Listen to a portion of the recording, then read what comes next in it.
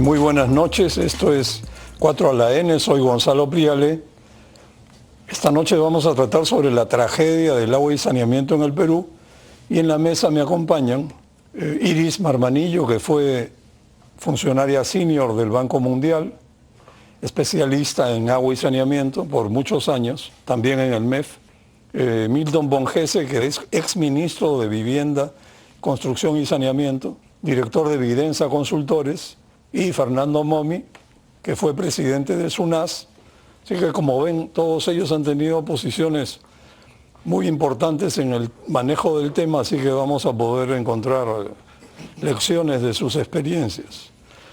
Bueno, yo quería comenzar diciendo que 1 de cada 10 peruanos no tiene acceso al agua potable y al menos 2 de cada 10 peruanos no tienen servicio de alcantarillado. Pero por favor no vayan a pensar que los 9 peruanos que tienen acceso al agua la tienen por 24 horas al día, todos los días, ni tampoco con presión, ni tampoco agua necesariamente apta para consumo humano. Así que la cosa no es tan como suena. En este programa vamos a ver un panorama de la situación, sus causas, la métrica de las brechas, los problemas que se enfrentan y los retos de políticas, institucionalidad y gestión que nos aguardan. Y lo trágico es que lejos de mejorar, pasan los años y la situación del suministro de agua potable y saneamiento resulta imposible de resolver. Según el Banco Mundial, al 2020, alrededor de 2.000 millones de personas, 25% de la población mundial, no tenía acceso a servicios de agua potable y 3.600 millones de personas, 46% de la población mundial, no contaba con servicios de saneamiento gestionados de manera segura, transformando al agua en uno de los principales riesgos para el progreso económico, la erradicación de la pobreza y el desarrollo sostenible. Iris, quería preguntarte, y buenas noches, ¿qué es el Objetivo de Desarrollo Sostenible 6 de la Agenda 2030 adoptada por Naciones Unidas en el 2015? Han pasado 8 años, ¿estamos caminando? Buenas noches, muchas gracias Gonzalo por la invitación para participar en esta mesa de tan importante tema para nuestro país y para el mundo. Este Objetivo de Desarrollo Sostenible 6, ¿no? O sea, que justamente está orientado a asegurar agua y saneamiento, ¿no?, sostenibles para la población a nivel mundial. Los avances que se han tenido a nivel global no son muchos, ¿no? O sea, no es como se esperaría que esperaría lograr para el 2030. Máxime cuando lo que se ha tenido al principio son, ¿no es cierto?, digamos, los MDGs, ¿no es cierto?, que son los objetivos previamente planteados a las ODS, ¿no? Entonces, ¿qué ha pasado? Que la verdad es que el esfuerzo que deben hacer los países es muchísimo mayor. Cuando se ha medido, y en el caso de Perú y otros países de la región, se ha mirado de que, ok, hay coberturas, por decirte, de 88%, el caso de Perú, pero en términos sostenibles, siguiendo una definición de sostenibilidad, pues de agua segura y que cumpla con todos los requisitos de calidad, continuidad, presión y de costo, ¿no es cierto? Y también para el saneamiento, ¿no?, que finalmente las aguas no sean desembocadas a los cursos que luego se van a usar. Todo esto se baja a la mitad en agua y en saneamiento por debajo de la mitad. Entonces, el esfuerzo que tienen que hacer los países es mucho más grande si uno lo mira solamente como infraestructura.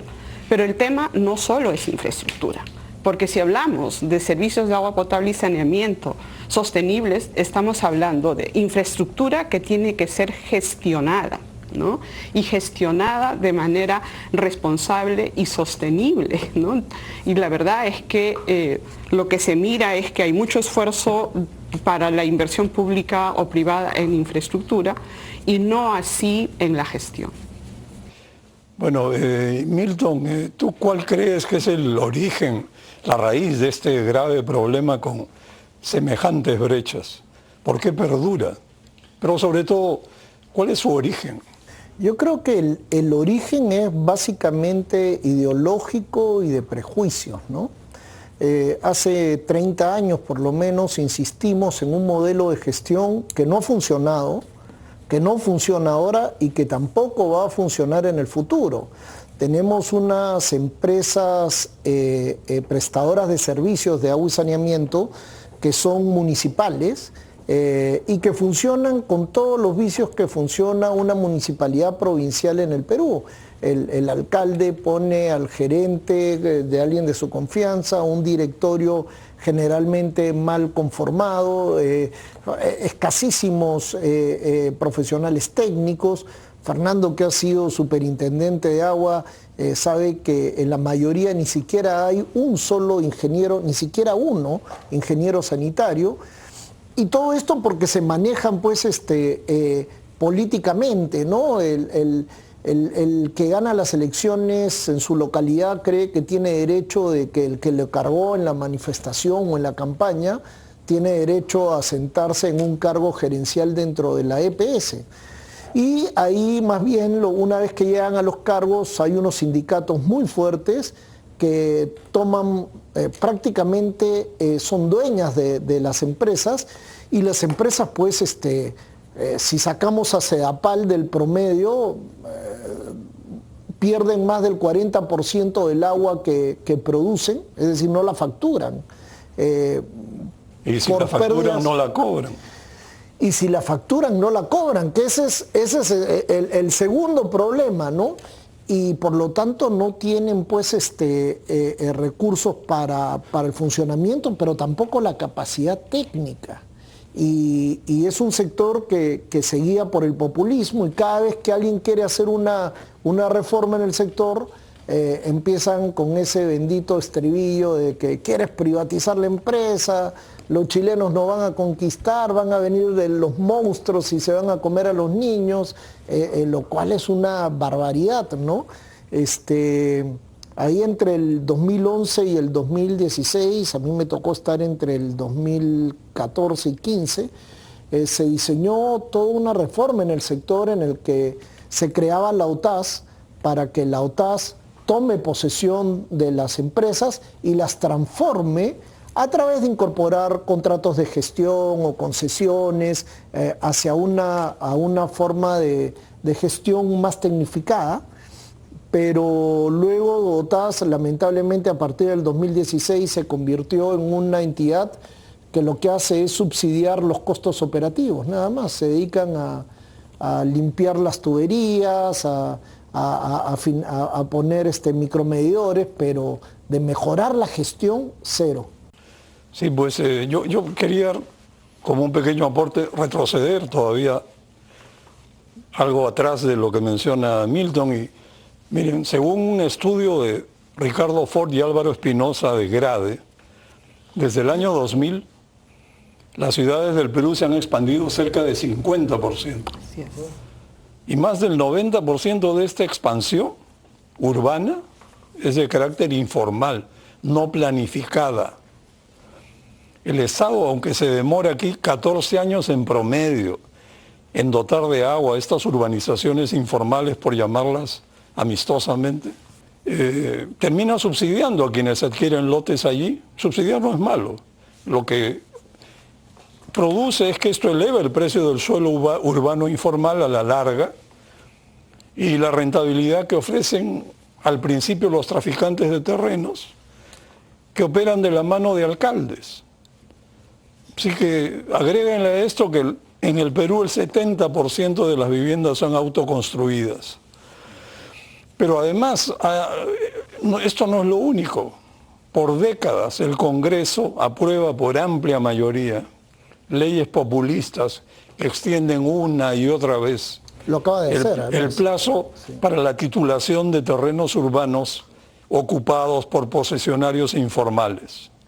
La última vez fue en el 2020 y extendió el plazo para titulizar hasta el fines del 2015. Entonces se promueve la informalidad desde un Estado incapaz de implementar soluciones sostenibles. O sea, esto es, imagínense con esto en la base del problema, cómo salir adelante cuando a esto se le suma los problemas de gestión y de operación que nos acaba de relatar Milton. Fernando, yo quería hablar un poco de la métrica, ¿no? La brecha cuantitativa. Y como bien dice Iris, esto es cuantitativo, no refleja problemas de calidad. Al 2016, 94% de las familias urbanas tenían acceso a una conexión de agua en su domicilio, 71% en las zonas urbanas. Y en alcantarillado había 88% de cobertura urbana y 25% de cobertura rural. ¿Cuán realistas son estas cifras de cobertura de suministro de agua y de alcantarillado a nivel urbano y rural? Que reflejan toda la magnitud del problema, es decir, sí, si le suman los aspectos cualitativos, ¿cómo se ve la foto? Efectivamente no lo reflejan. Hay un tema profundo de calidad, ¿no? Porque tú puedes tener agua en tu casa, pero no continuidad, ¿no?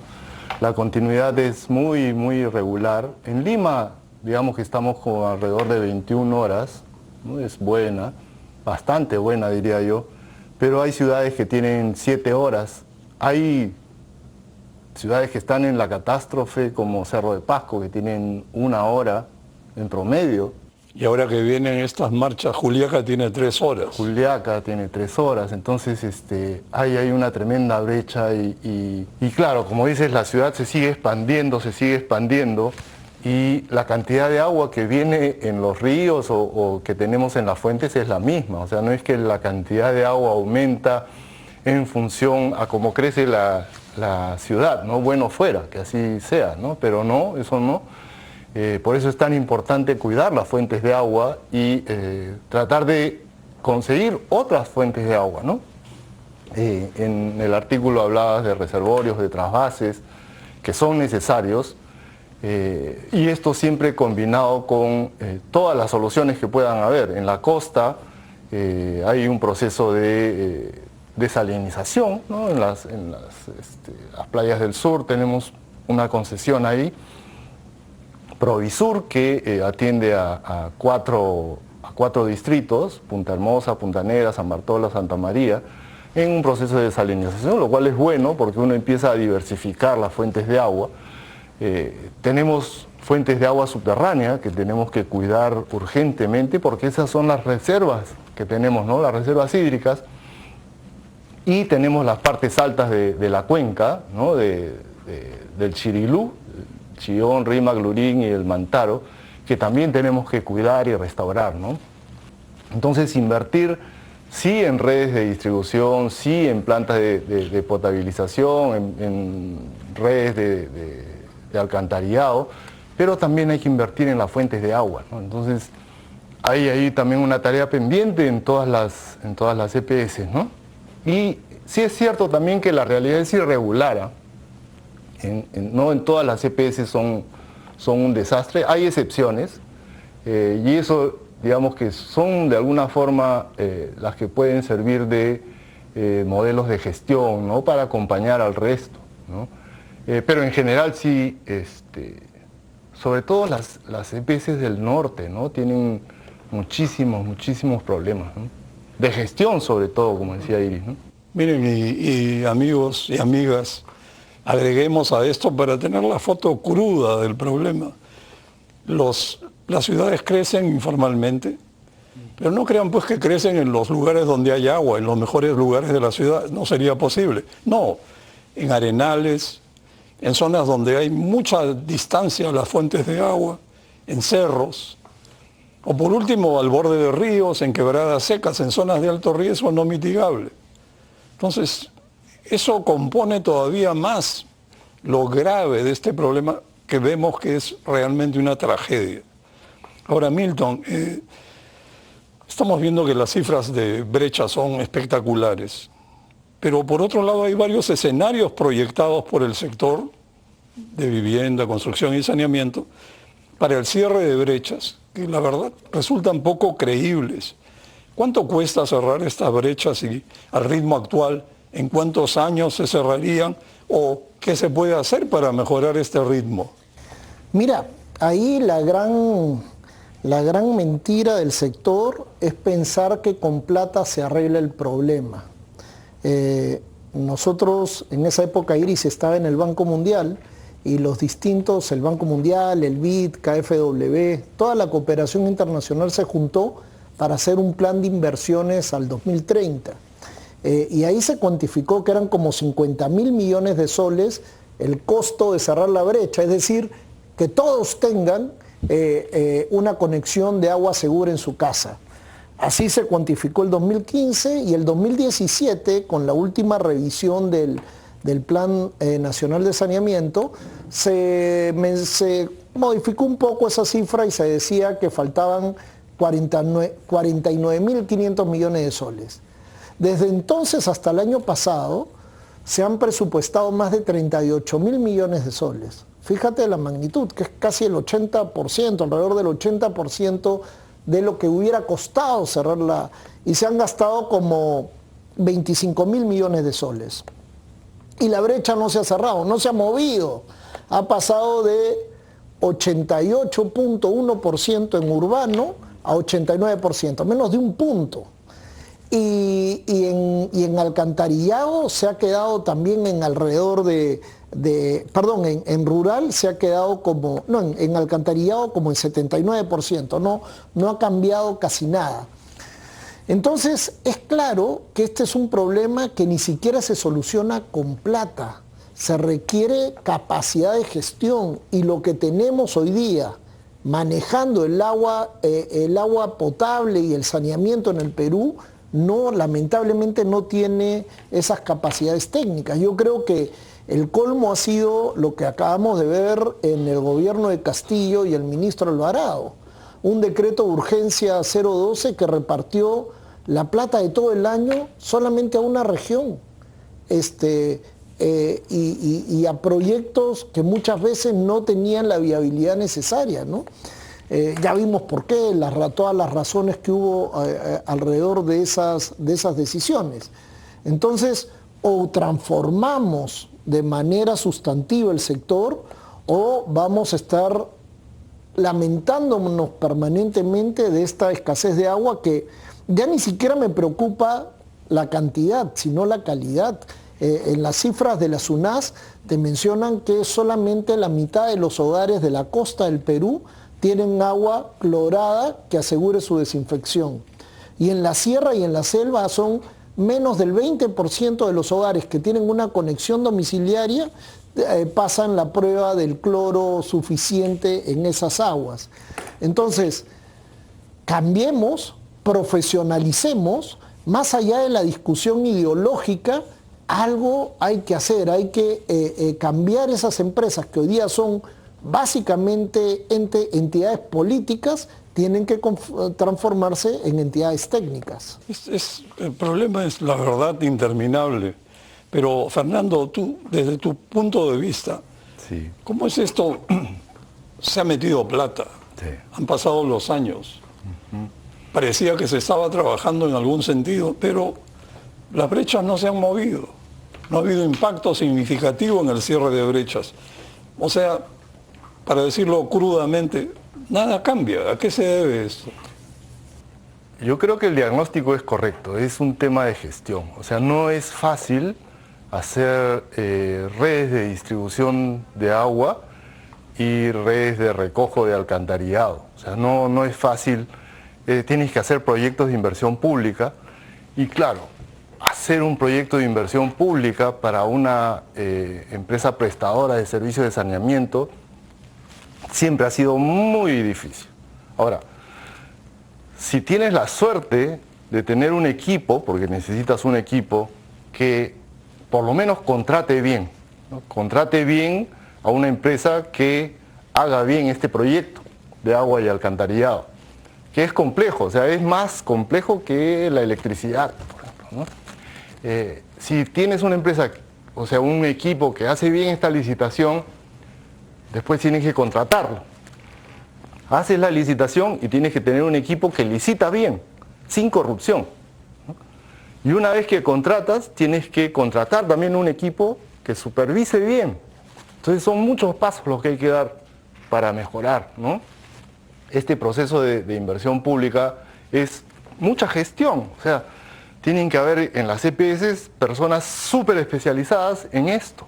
Y escuchábamos la vez pasada que de 10 personas que trabajan en formulación y licitación de proyectos de inversión pública, 9 necesitan capacitación. Entonces, hay un tema profundo de capacidades, ya no solo en las EPS, sino en el Estado en general. Bueno, vamos a una pausa y continuamos.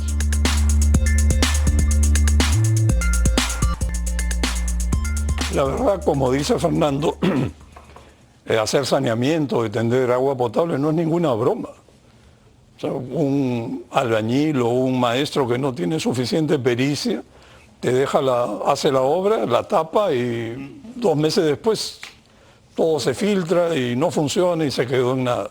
Eso es bien delicado. En resumen, para pasar a otros aspectos, no es tanto, o sea, se ha devengado 23.000 millones de soles, que es 47% del costo total para cerrar la brecha en el periodo 2017-2022, como señaló Milton en un artículo. Pero el problema es cómo y cuánto se ha ejecutado físicamente. O sea, devengar es solamente autorizar el uso del dinero para el fin, pero de allí a que se haga y que se haga bien y que se termine la obra hay mucha distancia. Ahí es donde todo se empantana, porque las obras locales son pequeñas y lo peor, últimamente se hacen casi todas por administración directa. Los alcaldes se llenan de plata, esto es un fiasco. Entonces, Iris, enfoquémonos en obras paralizadas. Según la Contraloría, al primer trimestre del presente año, 403 obras públicas del sector vivienda, construcción y saneamiento están paralizadas, sin ejecución física por más de 6 meses. La mayoría son ejecutadas por gobiernos locales, 312, 69 por gobierno nacional y 22 por gobiernos regionales. Aparte de lo grave de la situación de paralización, ¿cómo afecta a la población en el área de influencia de las obras? Por ejemplo, las frecuentes obras de alcantarillado que se quedan abandonadas. Sí, muchas gracias por esa pregunta que nos puede llevar a desarrollar muchos temas a partir de eso, ¿no? Pero hay un trabajo que hizo, digamos, una estudiante de doctorado de una universidad inglesa, que justamente trabajó algunas cosas con nosotros, y se demostraba con análisis cuantitativos que efectivamente estas obras paralizadas, agua y alcantarillado, más alcantarillado, sí estaba generando problemas mayores de salud en la población aledaña, ¿no? Entonces, es decir, si a ellos tenían problemas de enfermedades diarreicas, ¿no es cierto? O de enfermedades también, digamos, relacionadas, digamos, a la salud, relacionadas al agua o al polvo, también esto ha generado problemas mayores. Pero yo creo que habría que ir por qué hay tantas obras paralizadas o por qué las tantas obras que se han terminado no cumplen con sus objetivos, ¿no? Entonces, cuando uno mira eso, hay un grave problema en la calidad de la preparación de los proyectos de inversión pública, ¿no? Y me refiero a que en un trabajo que hicimos justamente con Milton estando de ministro, un trabajo que hicimos en el que evaluamos proyectos hechos por municipios, por gobiernos regionales y por el gobierno nacional y por EPS. La verdad es que los problemas eran recurrentes. No se hace un análisis de la infraestructura existente, es decir, de la capacidad instalada existente. ¿Cómo optimizo? Todo el mundo dice, pasa esta línea de conducción, no, olvídate esa, hacemos una paralela. Pasa un colector que lo han construido hace 8 años, ese no funcionó, olvídate, hacemos uno paralelo, ¿no? Entonces, la verdad es que todos los recursos que se están asignando a la inversión pública no están obedeciendo a la necesidad real de las localidades y de la población.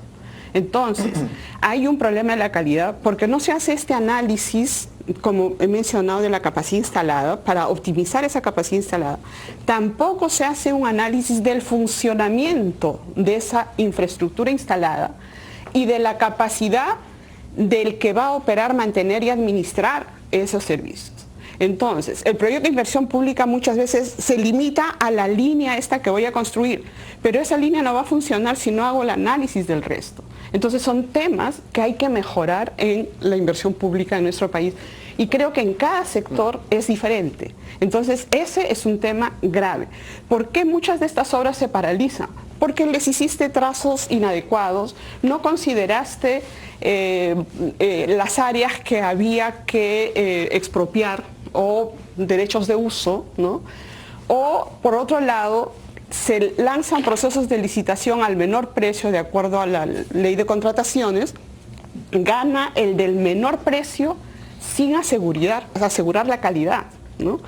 Y a esto me quiero referir. Nosotros encontramos de que los costos, ¿no es cierto?, los costos unitarios, la verdad es un tema que hay que trabajar mucho en el sector. Tienen que haber costos unitarios diferenciados que permitan establecer líneas de corte. Pueden presentarte un proyecto con 8.000 soles per cápita y otro con 800. Ok, ¿a qué se diferencia? O sea, ¿dónde está este análisis, no? También hay un problema serio de que las empresas o los gobiernos quienes licitan estas obras se cuidaban mucho de la Contraloría por el 15% adicional. Entonces, todos cuidaban de no cobrar 15% más, pero sin embargo, las metas podían ser la mitad de lo que se había contratado.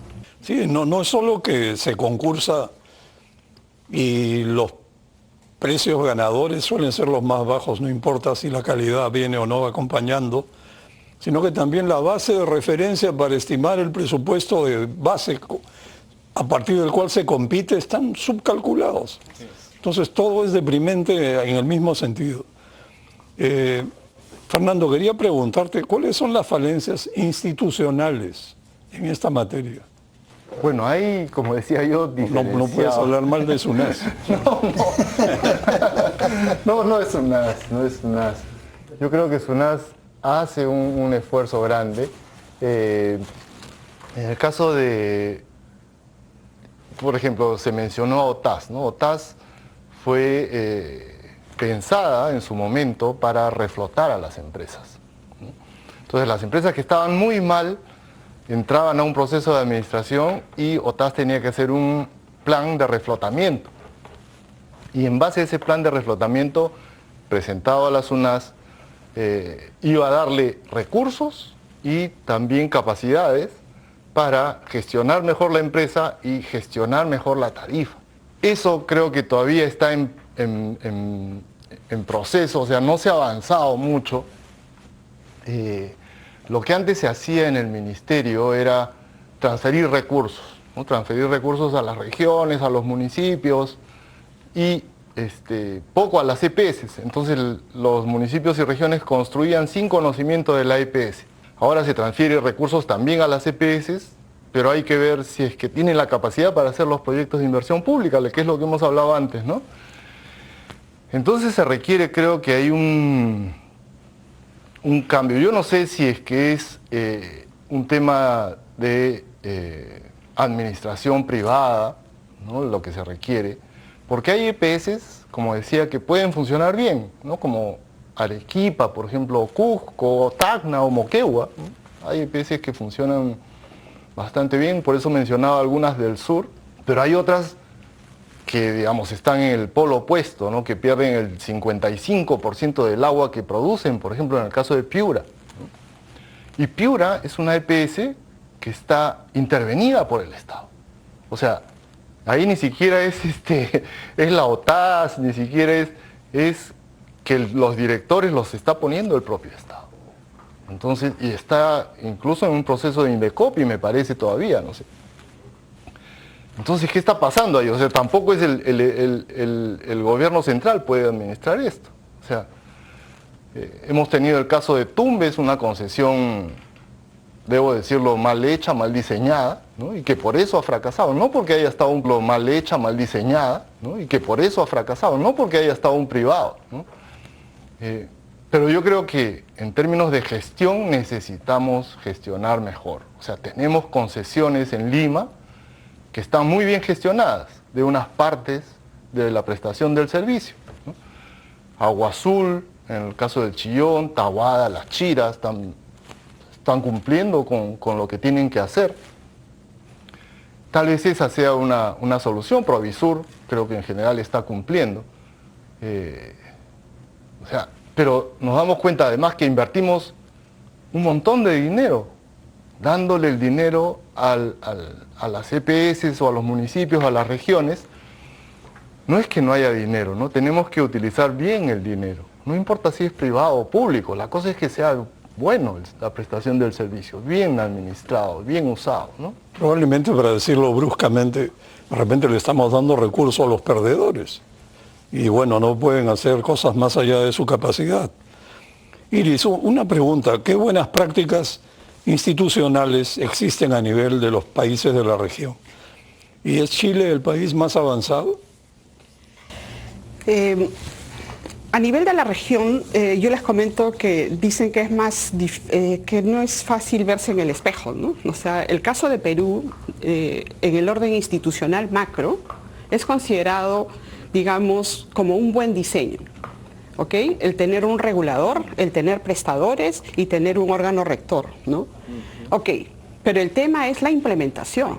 Hay un problema serio, muy serio, de coordinación entre los gobiernos nacionales, subnacionales y entre las instituciones que tienen que ver con la prestación de los servicios, ¿no? Entonces, puedo tener un buen diseño arquitectónico, pero el problema es la implementación, ¿no? O sea, de tal forma que, por ejemplo, en algún momento se requiere un incremento de tarifa y viene un actor, ¿no es cierto?, de estos tres y dice, no se incrementa.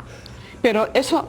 Nadie castiga a quien dice no se incrementa, o un alcalde que puede decir no quiero que se incremente, y nadie lo castiga a pesar de que el servicio se destruye, porque ese patrimonio desaparece, ¿no? O sea, realmente todo este patrimonio se destruye.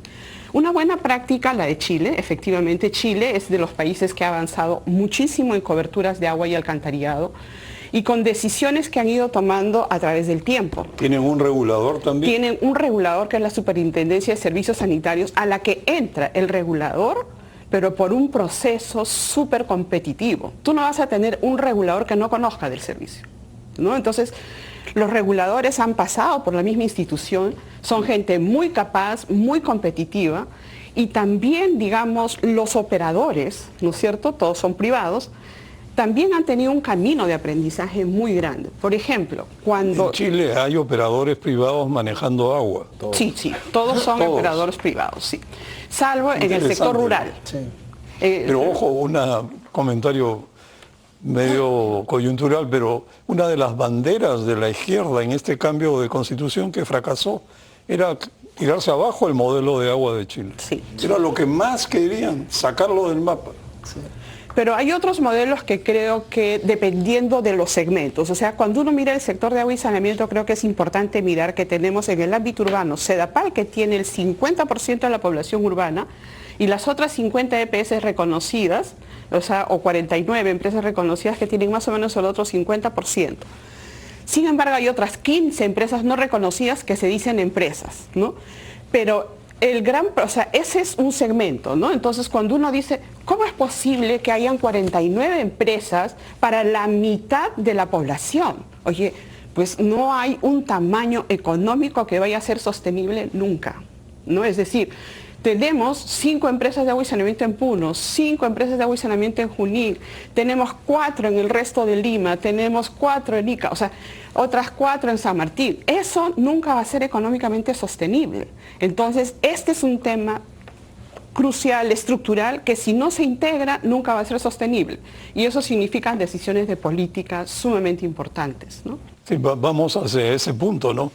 Bueno, como decía Iris, el Perú tiene 50 EPS, incluida una gran empresa estatal que es Sedapal, que no se libra de todos estos problemas que mencionamos, ¿no? Lo que pasa es que su escala es enorme, así que peor todavía. Y atienden a unos 20 millones de personas que vienen a ser el 80% de la población urbana, que es más o menos la mitad del país. Y además los municipios que atienden directamente, algunos municipios atienden directamente al otro 20% de la población urbana, que más o menos 4,5 millones de personas, todos han fracasado, hay que decirlo. Y hay dos cuellos de botella, como decía Milton en su diagnóstico inicial: la gestión municipal fallida y la falta de escala. Pero tomemos el caso de Francia, que es uno de los países que mejor maneja su agua porque le dan una importancia que es la que se merece. Y además los franceses suelen ser muy minuciosos para hacer las cosas. En Francia, para el agua potable, la intermunicipalidad, que son formas asociativas de municipios que tienen 4 variantes, no entremos al tema, pero es bien interesante, es preponderante. 75% de los municipios se agruparon para el manejo del agua potable. Y para el saneamiento, 44% de esos municipios se agruparon. Y ojo que en Francia hay miles de municipios, muchos más que en el Perú, porque hay municipios de 200 habitantes, son muy independientes y lo hacen bien, porque ahí no hay corrupción de los alcaldes en cada pueblo. Este fue un proceso, este proceso de integración municipal, que a Francia le tomó unos 20 años, pero que ha tenido un impacto excelente sobre el manejo de sus recursos de agua y saneamiento.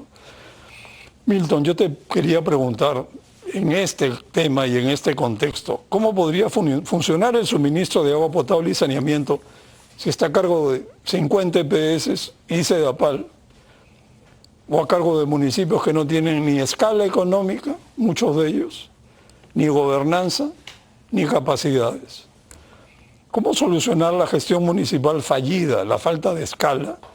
¿Y crees que será posible agrupar EPS, como tú dices, hay 4 en una misma región?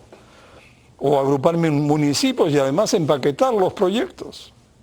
¿Crees que esto tiene alguna forma de vida? Yo creo que ahí no se va a poder ser tan democrático, en el sentido de que no va a tener que... hay demasiados intereses chiquititos de cada alcalde para no soltar su EPS para que se fusione con otra.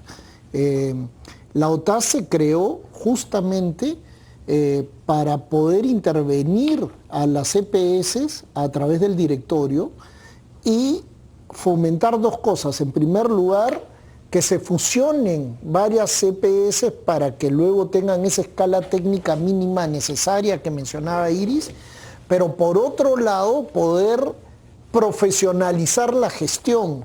Y profesionalizar la gestión habían 2 formas. Una, que es el modelo de yo te capacito al que está y espero que luego tú mejores. Esa es una ruta que no camina, la verdad. Esa es porque estás capacitando a alguien que desde el principio no tiene las competencias técnicas mínimas para hacer lo que se le ha contratado que haga. Entonces la otra ruta era hacer algún tipo de asociación con el sector privado, sea concesión o sea contrato de gestión. Y ahí la ruta que se había conversado, por lo menos en mi época, y que era la que empezamos a impulsar, pero que después ya con los cambios de gobierno y todo eso se paró, es que empezaras con contratos de gestión, al estilo de la misma Aguas de La Habana, ¿no? que tiene contrato de gestión con Aguas de Barcelona, para que haya, pues, para que los ciudadanos de La Habana, para que se supone que son socialistas, tengan agua de calidad en sus casas. Y de esa forma, contratando un administrador de la EPS con ciertos requisitos mínimos, poder empezar a hacer líneas de base, porque tampoco hay información. Por lo menos a mí me ha pasado que cuando he visitado EPS y los reportes técnicos de SUNAS o del ministerio dicen, oye, acá hay 18 horas al día de agua, es mentira. En Talara no se decían que había no sé cuántas horas al día, y cuando la vez que fui al campo resulta que eso era la gente que estaba al lado de la tubería, pero la parte alta no tenía una hora cada 2 días o cada 3 días. Entonces hay una serie de mitos, no hay información, y por lo tanto inicialmente tú requerirías un modelo del tipo contrato de gestión, pero previo aglutinación de EPS, porque esa escala es demasiado chiquita para que puedan tener como digo, ¿no? la escala geográfica y de usuarios mínimas que justifique el administrar esas redes. Claro, de acuerdo. El problema segundo, o el problema al final, viene a ser la gestión, pero sí, el primer problema es el agrupamiento. Sí, claro, claro. Y el agrupamiento, pues, si seguimos en este plan de que sea voluntario, Jamás va a ocurrir. No, es que justamente... ¿Cómo se puede hacer para que sea mandatorio? La ley te lo permitía y por eso el Ministerio de Vivienda... ¿Y la autonomía municipal? No, es que la ley de agua y saneamiento lo que pone el derecho del ciudadano a tener el servicio en primer lugar antes del derecho del alcalde encima a hacer de la lo que ley le de dé la gana, municipalidades. claro, porque es el ciudadano el que se pone por delante. Entonces, si la empresa técnicamente salía descalificada, la OTAS podía tomar el directorio, pero el directorio lo tomaba para llevarte a algún lado, no para quedarse como ha pasado en los últimos 5 años, que además si miras el perfil de los que han sido jefes de OTAS, eran gente de ex EPS, que sus amigos son los de la EPS, entonces se dedicaron a repartir plata pública para que cubran algunas cosas que no tenían ningún sentido, que no han mejorado para nada. Bueno, la verdad es que ya deberíamos dejar ese tema de OTAS, porque creo que hay 19 o 20 EPS en el régimen RAT, que es la administración transitoria, al cual no es transitorio. No, se quedó permanente. Se quedan ahí y esto no camina, y mejor voltemos la página. Pero lo que es interesante, Milton, que sea posible que la obligación de que todos los peruanos tengan acceso a agua supere la autonomía municipal, porque voluntariamente los alcaldes no se van a agrupar, porque donde ven una obra, ven plata, y no les interesa realmente la obra, sino cómo hacen para llevarse algo para su casa. Déjame decirte, el otro día estuve hablando con un alcalde que no voy a decir de dónde es, y él me decía que necesitaba el financiamiento de unas obras, porque yo le hacía una crítica constructiva con todo el cariño, y él decía, no, es que tú no entiendes que para nosotros las obras de agua y saneamiento, de caminos, de lo que sea, es para generar trabajo. Por eso las hacemos con administración directa, porque en nuestros territorios no hay empresa privada, no hay empleo, entonces es el alcalde el que tiene que solucionar el problema del empleo, entonces entierra tubos, contrato a todo el mundo tiene le da su propinas chambito a la población para que trabaje. Es. Y además escuché un alcalde sobre el tema diciendo, y además hacemos las obras con cariño. Bueno, vamos a una pausa y volvemos.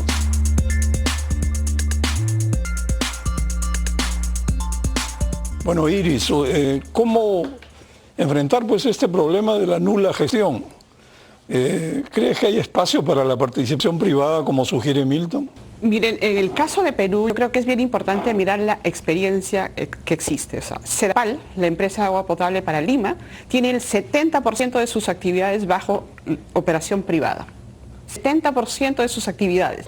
Y cuando uno mira en los últimos 20 años cómo Sedapal, solo incrementando el 8% de su producción, pudo llegar a 2.5 millones de habitantes, es porque se mejoró la gestión comercial y operacional, ¿no? Mucho por trabajar en la parte administrativa, pero en el resto del país, mientras podemos mejorar la gestión, pero mientras no existe el tamaño, o sea, si no se hace la integración, realmente todo lo que se haga va a ser solamente de maquillaje. Sí, pues es un problema grande. Ahora, en temas de regulación, Fernando, ya que la responsabilidad de los servicios de agua y saneamiento es básicamente municipal, el Estado pues asume un rol regulador, como debe ser. ¿Cuáles son las funciones centrales del regulador SUNAS y cómo se manejan las tarifas? Y la pregunta más directa, ¿las tarifas están politizadas y usualmente atrasadas? Es una discusión larga, la de las tarifas atrasadas, digamos. La SUNAS en verdad lo que hace es dar las tarifas en función de los planes que hay, pero también en función de las posibilidades de las empresas de hacer los proyectos, ¿no? Porque las empresas te pueden pedir muchísimo dinero, pero tienen capacidad de ejecutar, ¿no? Según sus antecedentes. Si es que una empresa, por ejemplo, en el caso de Sedapal, invierte 600 millones al año y de pronto te piden el quinquenio que le des 1.500 millones al año, tú sabes que si le da los 1.500 millones no va a poder ejecutarlo, salvo que haya un cambio grande dentro, ¿no? Que te demuestre que efectivamente va a hacer una cosa diferente que le va a permitir ejecutar 1.500 millones y no 600, que es su promedio de ejecución anual, ¿no es cierto? Entonces tiene una lógica la tarifa, ¿no? La tarifa está en función de los planes, de los proyectos. O sea, si tienes proyectos de inversión pública y tú me demuestras que tienes proyectos de inversión pública para licitar el siguiente año, te puedo dar la tarifa. Pero si recién vas a diseñar tu proyecto de inversión pública, ¿cómo te doy la tarifa? ¿Te doy la tarifa para que la tengas guardada en un fondo de reserva? No, no es cierto. Eso no le conviene al usuario. El usuario, cuando se le presenta un plan tarifario o un plan maestro, lo que espera es que se ejecute ese plan maestro y que se realicen las inversiones que están en ese plan maestro, porque justamente se hace una audiencia pública y se le dice, vamos a ampliar el servicio en esto de acá, vamos a extender las redes de alcantarillado, vamos a mejorar la cantidad de horas de prestación de servicio. Entonces el regulador analiza todo eso y dice, bueno, ¿qué vas a cambiar para hacer diferente lo que estás haciendo? ¿No? Porque si no, no te puedo dar más tarifa, ¿no? Porque eso es cargar al usuario y el regulador lo que hace es justamente salvaguardar estos recursos que el usuario aporta, ¿no? Necesitamos mejorar la gestión y ahí sí no entra el organismo regulador, ¿no? El organismo regulador verifica que los planes se vayan cumpliendo, que las inversiones que se ha comprometido a hacer la empresa se cumplan, que las conexiones que se ha comprometido a instalar las haga, pero no gestiona el servicio, ¿no? OTAS se encarga de 19 EPS, las otras tienen sus propias administraciones, pero en eso digamos que el regulador cumple su función tarifaria, ¿no? Y después supervisa efectivamente que el servicio se preste con la calidad a la cual se han comprometido, ¿no? Hay brechas inmensas, como esta de agua no facturada, o sea, teniendo tantas carencias de agua, ¿cómo puede ser que las empresas estén perdiendo, por ejemplo, como decía, en el caso de EPS Grado, 55% del agua que producen, ¿no? En el caso de Chimbote está en 40%, en el caso de Sedalip, 46%.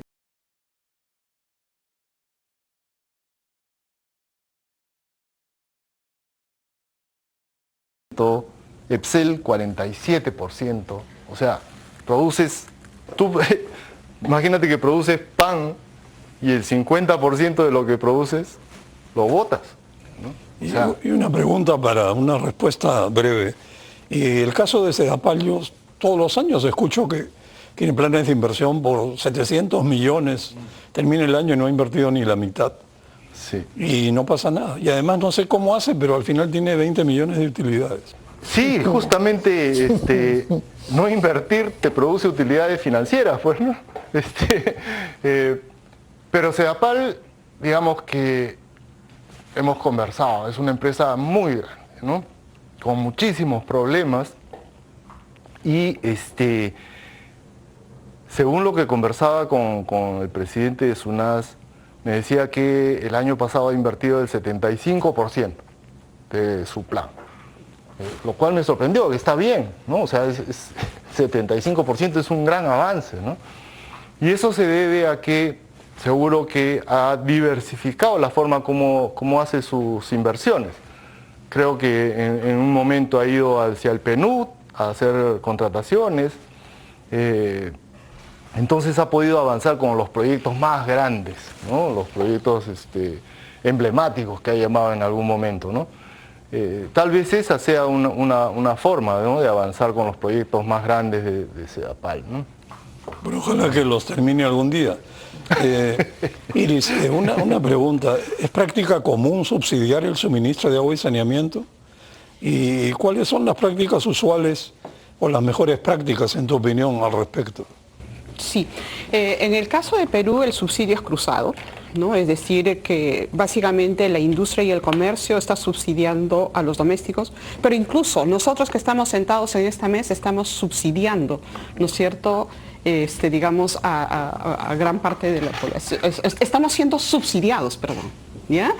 ¿Y eso qué significa? Que la estructura tarifaria la tienen que arreglar. La han hecho un movimiento con la base del CIFO, pero realmente con la evaluación que hemos hecho, el 87% de los clientes está siendo subsidiado por el 13%. Es decir, ¿cuál es ese 13%? Industrial y comercial. Una excelente práctica que hay a nivel global del manejo de subsidios es la chilena.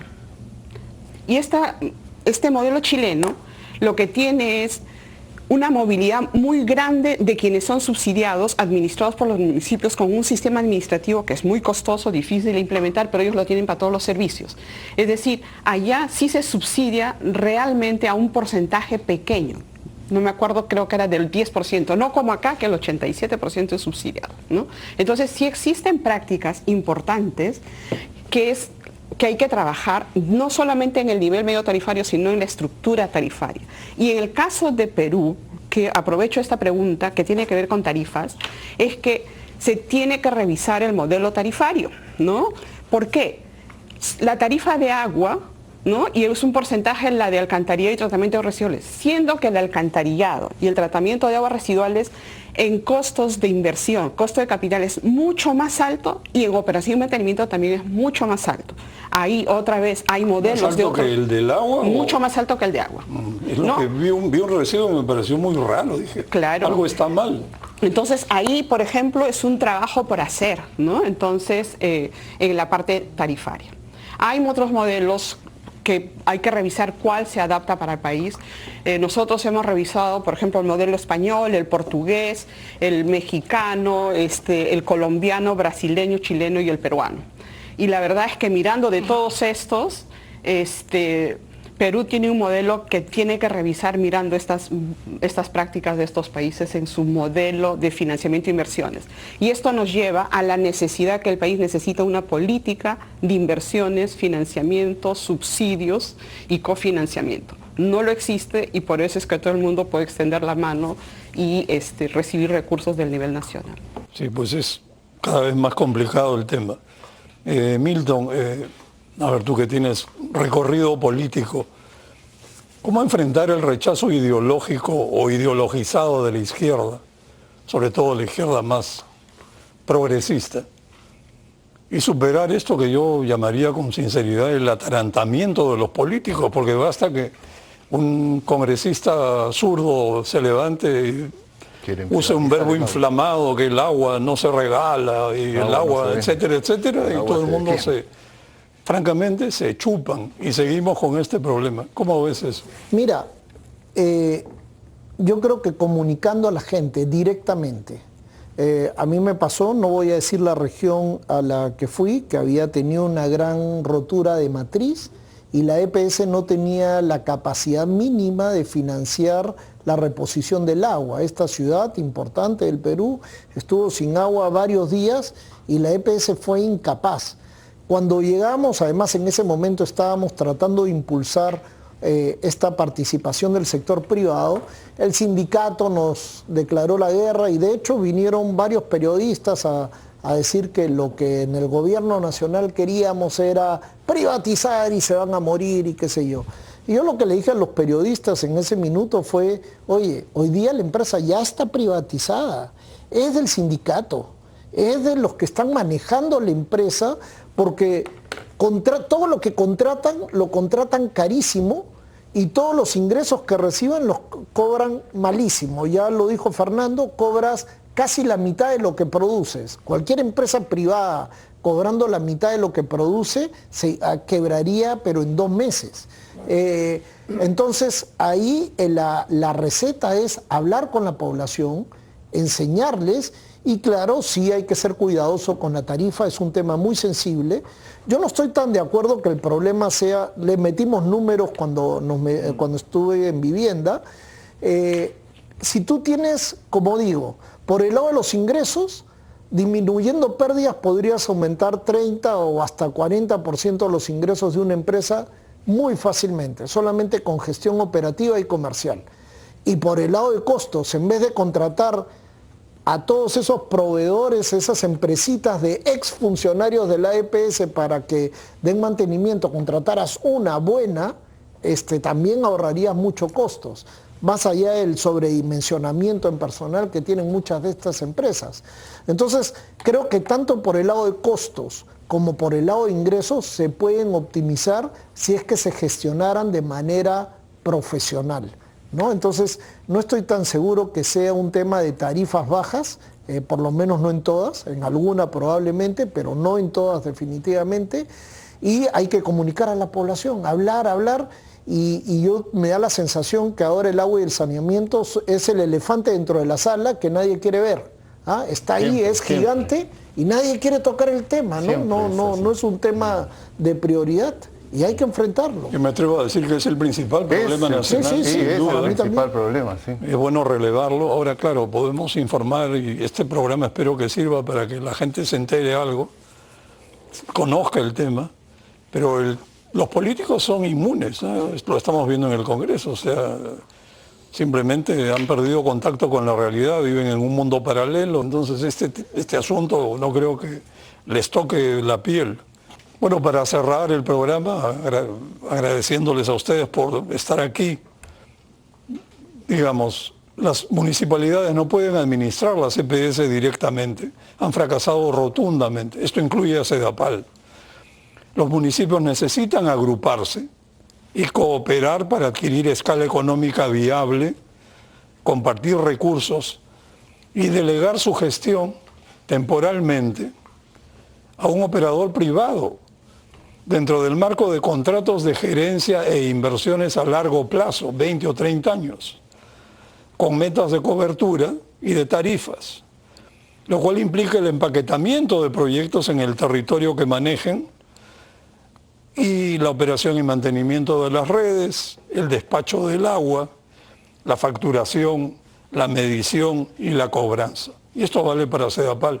Y en el caso de Sedapal funciona más todavía porque la escala de Lima es bien grande.